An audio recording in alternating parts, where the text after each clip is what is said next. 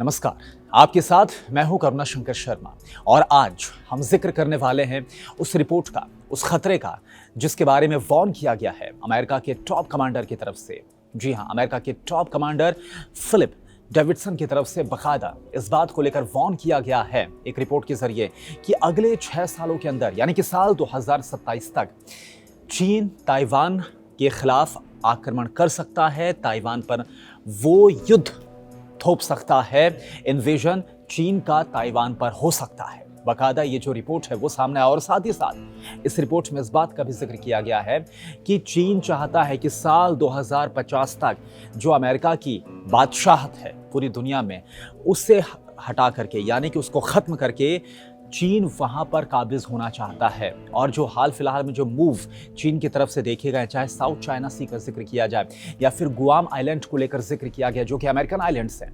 वहां तक जो चीन अपनी पहुंच बनाने की कोशिश कर रहा है, जो एक बड़ा खतरा चीन की तरफ से अमेरिकन आइलैंड्स जो गुआम आइलैंड्स हैं वहां पर भी जो खतरा नजर आ रहा है, इसका जिक्र भी फिलिप डेविडसन की तरफ से किया गया है। तो आज इसी का हम जिक्र करने वाले हैं इस वीडियो में। तो सबसे पहले आपको बता दें कि इस रिपोर्ट में फिलिप डेविडसन जो कि एशिया पैसिफिक कमांडर हैं अमेरिका की, उनकी तरफ से साफ तौर पर कहा गया है कि सबसे बड़ी बात तो यह है कि जो चीन है वो चीन चाहता है कि ताइवान पर वो अपना कब्जा करे और इसके लिए अगले 6 सालों के भीतर वो कभी भी आक्रमण कर सकता है। 2027 तक कभी भी ऐसा हो सकता है और जाहिर सी बात है कि अगर ऐसा होगा तो इस पूरे रीजन में एक बहुत बड़ा जो टेंशन है, एक बहुत बड़ा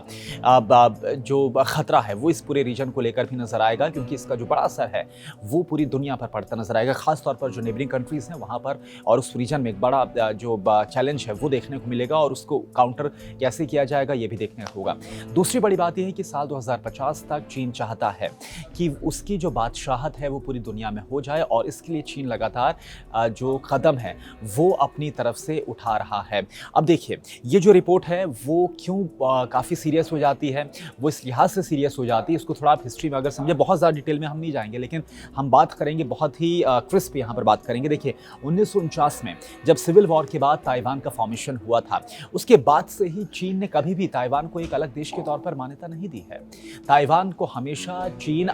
अपना हिस्सा बताता आया है और चीन की तरफ से हमेशा ये कोशिश रही है ताकि ताइवान पर कब्जा किया जा सके। हालांकि जो ताइवान की जनता है, ताइवान के जो नेता है, उनकी तरफ से कभी भी इस बात को माना नहीं गया और ताइवान ने हमेशा इस बात को मेंटेन किया है कि जो ताइवान है वो इंडिपेंडेंट कंट्री है, डेमोक्रेटिक कंट्री है। ये बात हमेशा ताइवान की तरफ से मेंटेन की गई है। तो एक तो बड़ी बात यह है और यही वजह है कि चीन हमेशा ऐसी स्ट्रेटेजी या फिर ऐसी रणनीति के साथ आगे बढ़ता हुआ नजर आ रहा है ताकि किसी तरह से उसका जो कब्जा है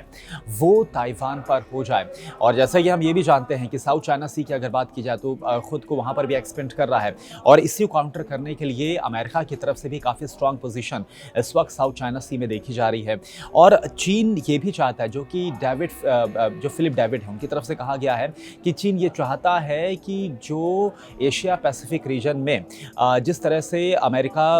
की मौजूदगी है, स्ट्रांग खुद को अमेरिका करता हुआ नजर आ रहा है, उसको भी वहाँ से हटाया जा सके, अमेरिका को भी पूरी तरह से यहाँ पर हटाकर अपनी जो बादशाहत है वो पूरे इस इलाके में कायम की जा सके। और जैसा आपको ये भी पता होगा कि अभी हाल फिलहाल में हमने देखा कि बहुत ज़्यादा ये हुआ भी है कि जो चाइनीज़ फाइटर जेट्स हैं वो ताइवान की सीमा में कई बार दाखिल भी हुए और बाद में उनको, क्योंकि ताइवान ने भी काफ़ी स्ट्रॉन्ग एक्शन लिया और इसके बाद चीन के फाइटर जेट्स हैं उनको वहाँ से वापस जाना पड़ा। तो ये जो बार बार ये हुआ है, जो एयर स्पेस का उल्लंघन हुआ है, ये सब इसी मंशा के साथ माना जा रहा है कि एक्सपर्ट्स की तरफ से कहा जा रहा है कि जो चीन है वो हर एक संभव कोशिश कर रहा है, वो भांपने की कोशिश भी कर रहा है कि अगर वो ऐसा करता है तो वर्ल्ड लेवल पर इस पर क्या रिएक्शन होगा, कैसे क्या चीज़ें होंगी। लेकिन क्योंकि चीन के लिए ये इतना आसान नहीं होगा, जो इन्वेजन की बात कही गई है वो इतनी आसान इसलिए भी नहीं होगी क्योंकि अमेरिका इस वक्त ताइवान के साथ खड़ा हुआ है। हाल फिलहाल में चाहे आर्म्स डील की बात करें, डिप्लोमेटिक रिलेशनशिप्स की बात करें, तो ये अमेरिका ने काफ़ी ज़्यादा अब बढ़ा दिए हैं, स्ट्रॉन्ग कर लिए हैं ताइवान के साथ और क्लियर कर दिया है कि अगर ताइवान पर किसी तरह का आक्रमण होता है,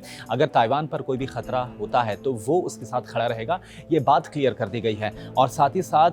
भले ही चीन ये कोशिश कर रहा हो ताकि जो एशिया पैसिफिक रीजन है वहाँ से अमेरिकी पोजीशंस को वहाँ से हटाया जा सके, उसको कमज़ोर किया जा सके, लेकिन अमेरिका चीन को काउंटर करने के लिए खुद की पोजीशन को और भी ज़्यादा स्ट्रॉन्ग कर रहा है। अब आप ज़रा देखिए, अगर क्वाड की हम बात करें,